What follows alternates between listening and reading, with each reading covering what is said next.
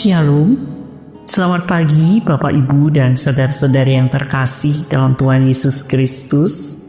Syukur kepada Tuhan di akhir pekan ini, Sabtu 12 Juli 2025, kita dapat berjumpa kembali dalam sapaan dan renungan pagi GKI Salatiga bersama saya Iriatun Trikorin.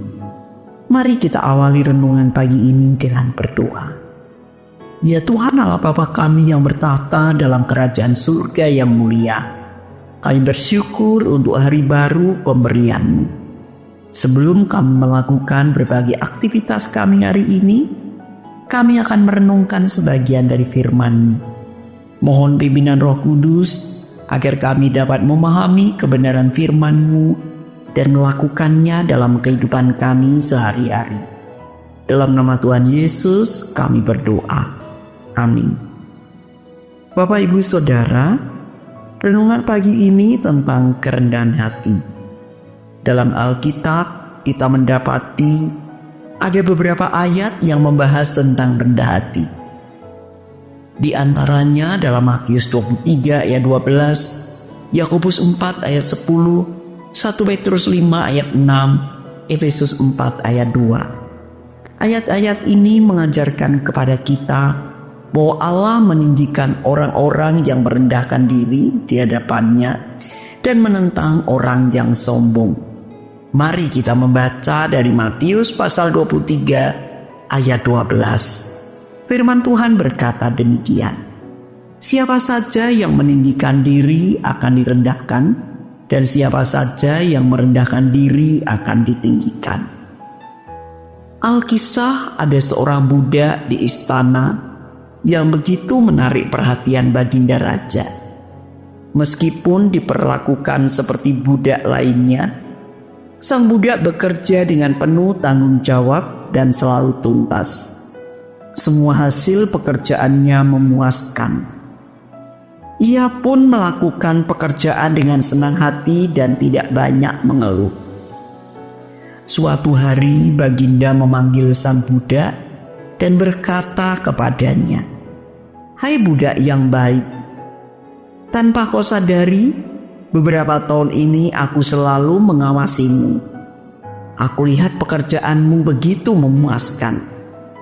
Maka mulai sekarang, kau akan kuangkat menjadi pegawai di istana. Dan mulai hari ini, kau akan mengenakan semua perlengkapan dan baju yang baik." Betapa senangnya sang budak, karena ia tak pernah menyangkal sama sekali bahwa ia akan diperlakukan begitu baik oleh baginda.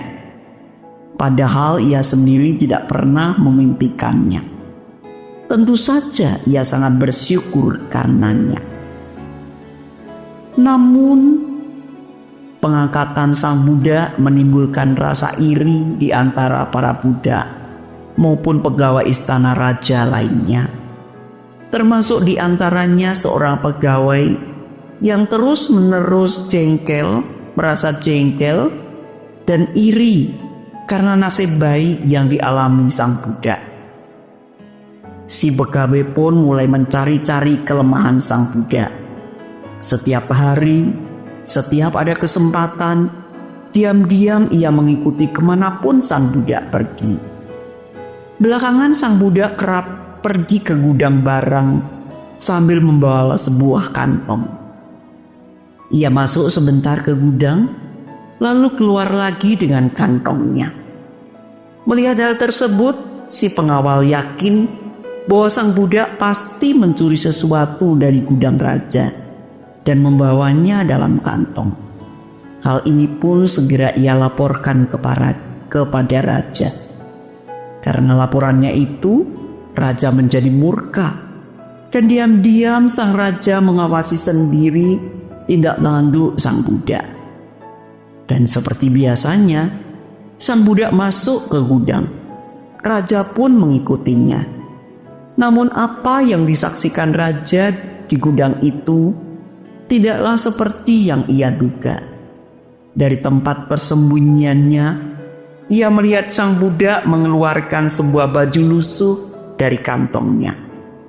Lalu sang Buddha segera mengganti bajunya yang masih bagus dengan bajunya yang sudah lusuh.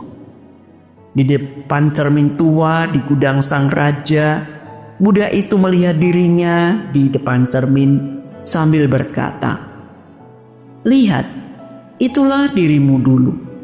Jangan lupa, dulu kau adalah Buddha. Jangan lupa bersyukur dan tetaplah rendah hati."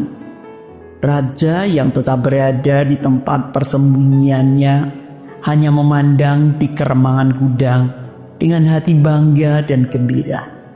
Ia tidak salah telah memberikan jabatan kepada sang Buddha yang tetap rendah hati. Bapak Ibu Saudara, semoga kisah ini menginspirasi kita untuk tetap rendah hati. Tuhan Yesus adalah contoh sempurna kerendahan hati. Ia rela merendahkan diri, menjadi hamba, dan bahkan mati di kayu salib demi keselamatan kita. Rendah hati bukan sekedar tidak sombong, tetapi juga mengakui ketergantungan dan kelemahan diri di hadapan Tuhan. Orang yang rendah hati mengakui bahwa segala sesuatu yang mereka miliki berasal dari Tuhan dan bersedia menyerahkan kehendak pribadinya kepada kehendak Tuhan. Kerendahan hati juga membuat seseorang menghargai orang lain, tidak merasa lebih tinggi atau lebih baik dari siapapun, dan bersedia melayani orang lain. Mari membangun hubungan yang baik dengan Tuhan dan sesama dengan sikap rendah hati. Karena dengan sikap rendah hati memungkinkan kita untuk hidup dalam kasih dan damai dengan Tuhan dan sesama. Amin. Mari kita berdoa. Ya Tuhan, terima kasih untuk firman-Mu yang mengingatkan agar kami memiliki sikap rendah hati. Tolonglah kami untuk senantiasa taat kepadamu, menyadari kelemahan dan keterbatasan diri, menghargai sesama kami, dan senantiasa bersyukur atas kasih karunia-Mu. Terima kasih Tuhan. Dalam nama Tuhan Yesus kami berdoa dan mengucap syukur. Haleluya. Amin. Selamat pagi saudara. Marilah kita menjalani hidup ini dengan terus belajar rendah hati. Tuhan Yesus menolong kita.